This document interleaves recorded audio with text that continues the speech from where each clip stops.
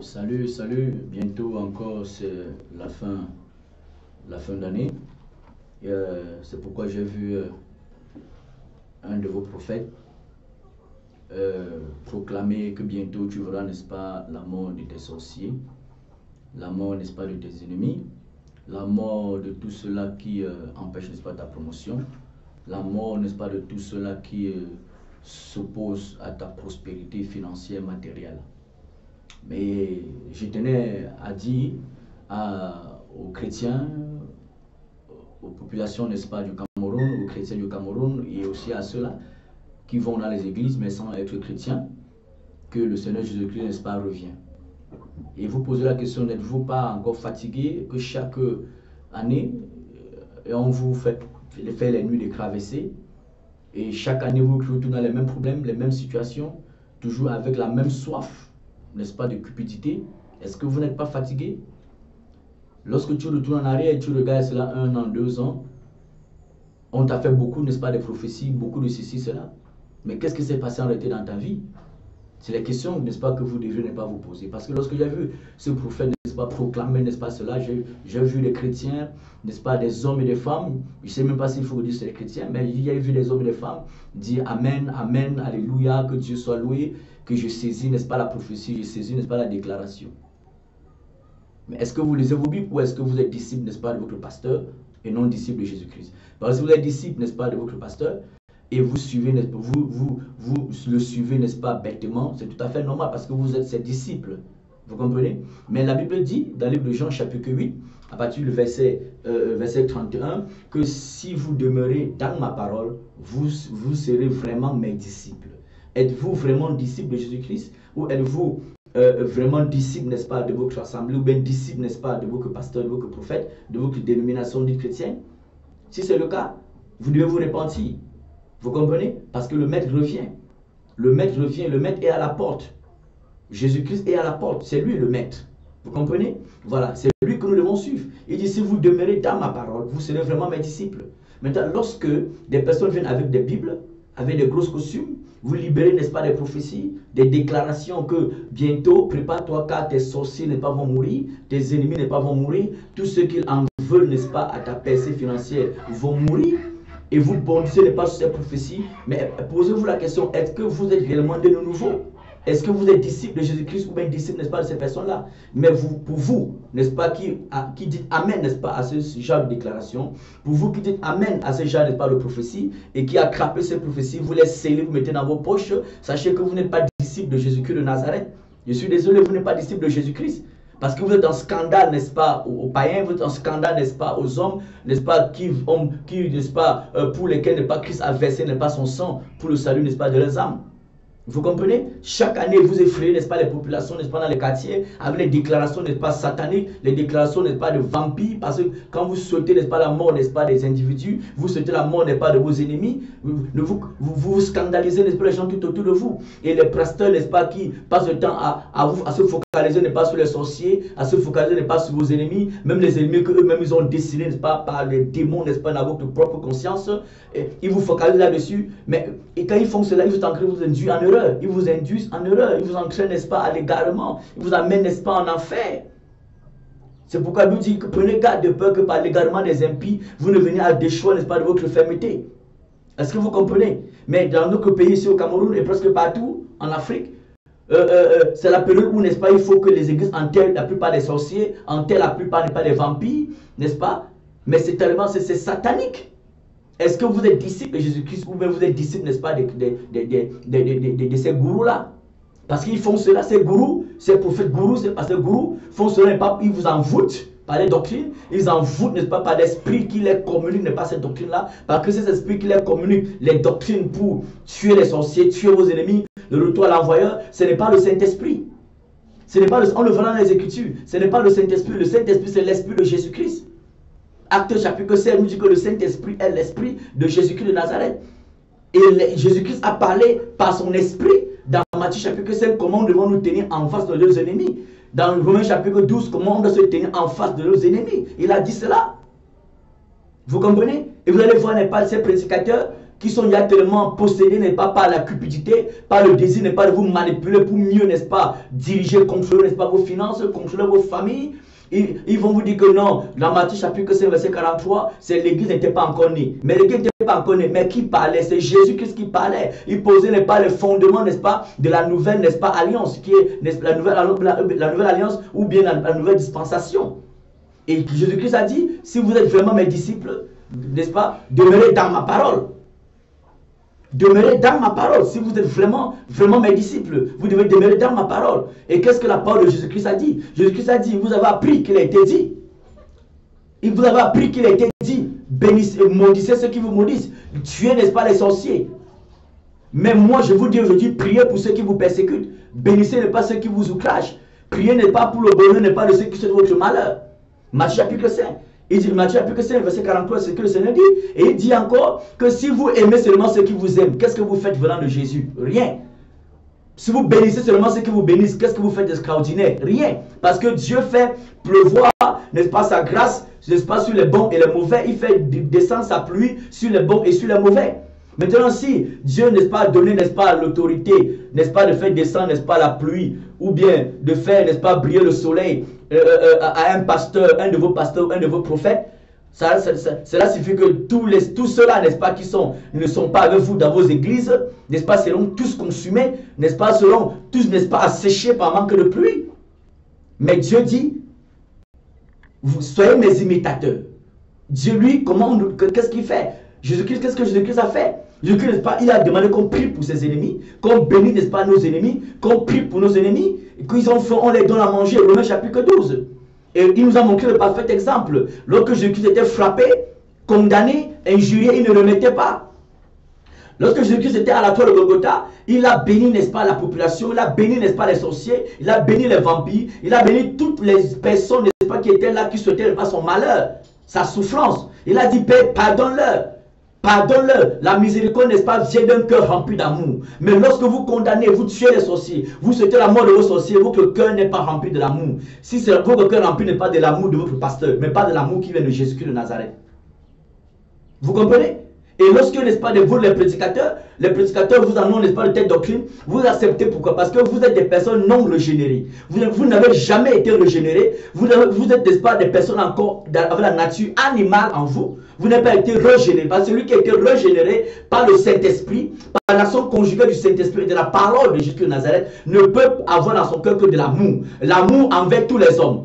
Pas envers seulement ceux qui vous aiment. Parce que si tu aimes seulement celui qui t'aime, tu n'es pas enfant de Jésus-Christ. Si tu bénis seulement celui qui te bénit, tu n'es pas enfant de Jésus-Christ. Je suis désolé de vous le dire, mon ami. Vous comprenez? Le Seigneur revient. Et avec, n'est-ce pas, toutes ces confusions, cette doctrine, n'est-ce pas, qui effraie, n'est-ce pas, les hommes et les femmes, ça empêche, n'est-ce pas, beaucoup, n'est-ce pas, les inconvertis de se tourner vers le Seigneur Jésus-Christ. Et ça fait en sorte que beaucoup de personnes aussi, les inconvertis, vont venir, n'est-ce pas, à l'église, parce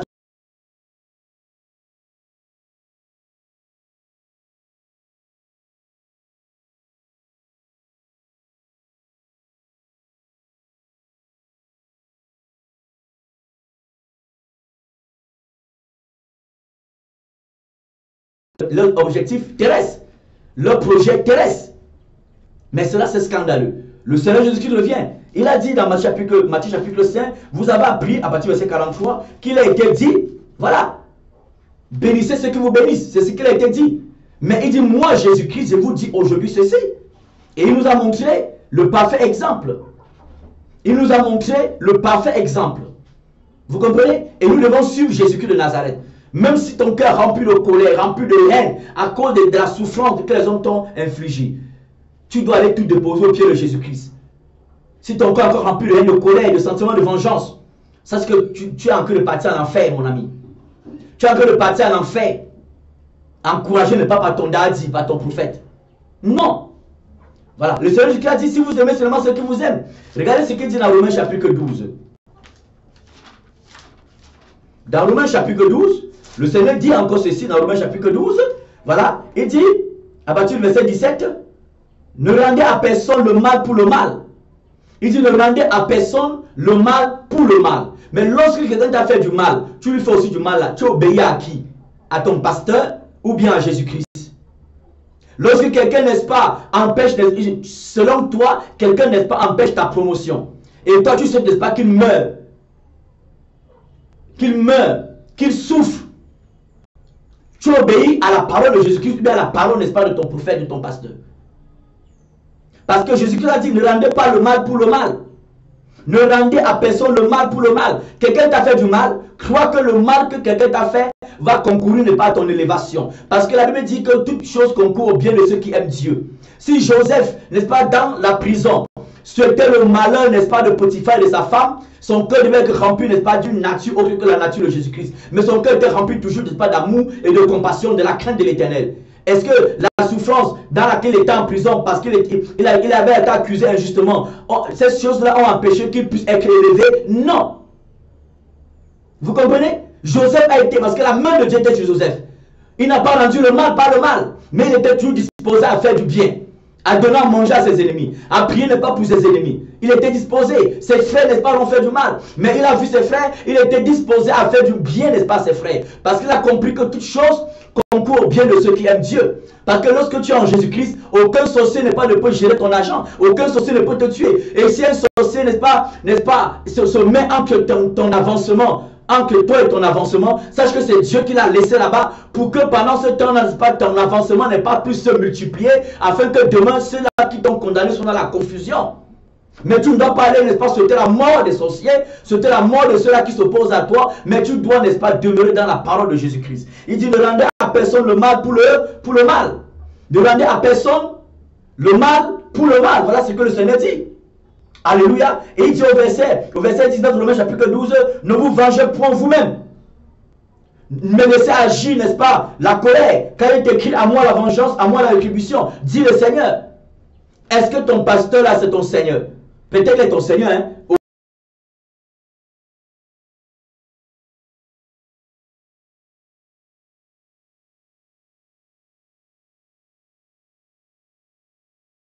Dit qu'il a été établi juge des vivants et des morts. C'est lui, n'est-ce pas, qui va juger tout le monde.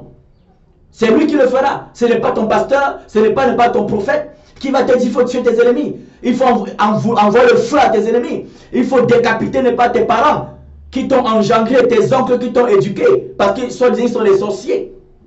Du coup, comme tu es devenu chrétien, c'est là où le sorcier veut te tuer. Quand tu étais païen, il ne t'a pas tué. Du coup, quand tu es devenu chrétien, il ne t'a pas tué. Il t'a envoyé à l'école. Tu as eu des masters, des diplômes.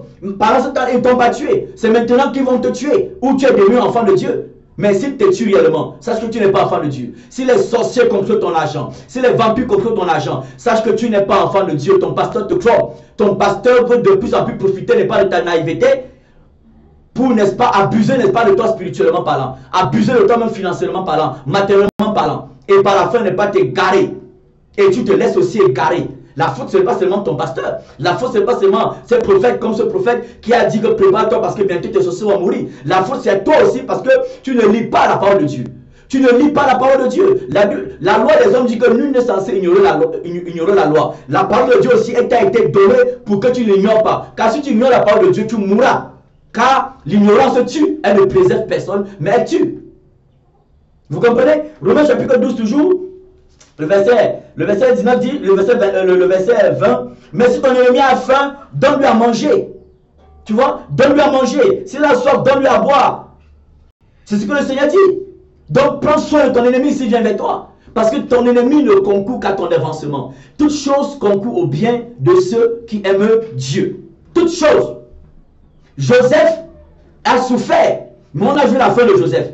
A-t-il forniqué? Non. A-t-il menti? Non. A-t-il eu la colère dans son cœur? Non. A-t-il souhaité la mort de ses frères? Non. A-t-il souhaité la mort de la femme de Potiphar? Non. A-t-il souhaité la mort, n'est-ce pas, de Potiphar? Non. A-t-il souhaité la mort même de les chansons qu'il avait oubliées en prison? Non. Il n'a pas oublié. Il n'a pas souhaité, n'est-ce pas, la mort de ces personnes-là. En aucun cas. Mais lorsqu'il fallait bénir, n'est-ce pas, les chansons, il bénissait les chansons par les révélations qu'il lui donnait. Lorsqu'il fallait bénir, n'est-ce pas, ses frères, il les bénissait. C'est ça un enfant de Dieu. C'est ça un enfant de Dieu. Est-ce que vous comprenez? C'est ça un enfant de Dieu. Parce que j'ai vu beaucoup de chrétiens, n'est-ce pas, suite à la déclaration de ce soi-disant prophète, bondir, n'est-ce pas, sur la déclaration que bientôt tes sorciers vont mourir. Et comme bientôt la fin d'année arrive, et il va à tout prix qu'on t'introduit de manière illusionnaire, n'est-ce pas, par les illusions, n'est-ce pas, dans ta prospérité financière, dans ta prospérité matérielle, dans ton mariage, dans ta percée financière, on va dire qu'il faut qu'on découpe tous tes sorciers. On tue tous tes sorciers, on décapite tous tes sorciers, on brûle, on envoie le feu à tous tes sorciers. Et toi aussi, parce que tu aimes les prédicateurs qui te disent les choses, n'est-ce pas, qui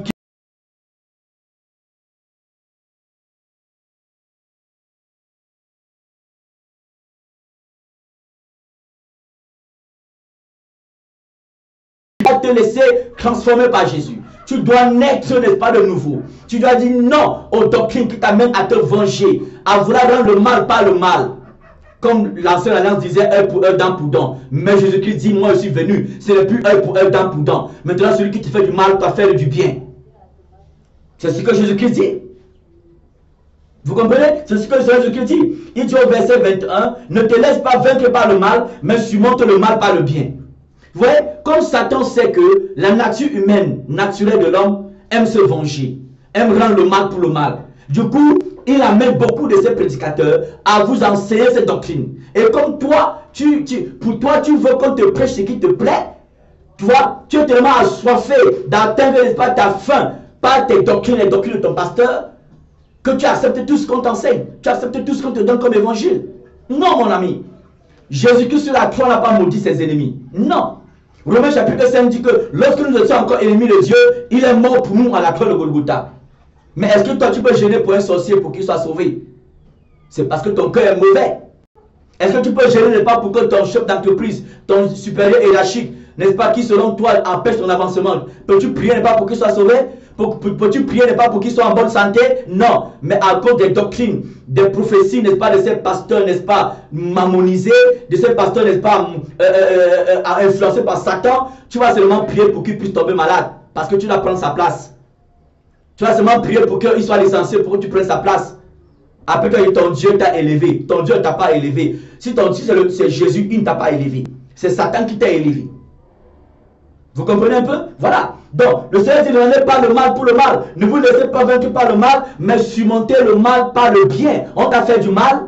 Dis-toi que je ne répondrai pas je ne rendrai pas le mal par le mal. Je ferai toujours le bien par Jésus-Christ de Nazareth. Parce que tout ce que je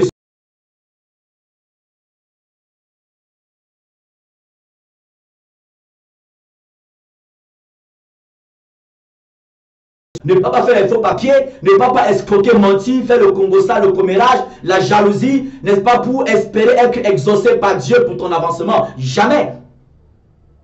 Non. Tant que tu demeures dans la sanctification, dans la sainteté, tu sanctifies même tes pensées, afin que les pensées, les fausses doctrines ne viennent pas t'assaillir et t'amener à sortir le droit chemin. Tu dois te sanctifier. Et si tu demeures dans la sanctification, mon frère, sache que tu es à ton poste.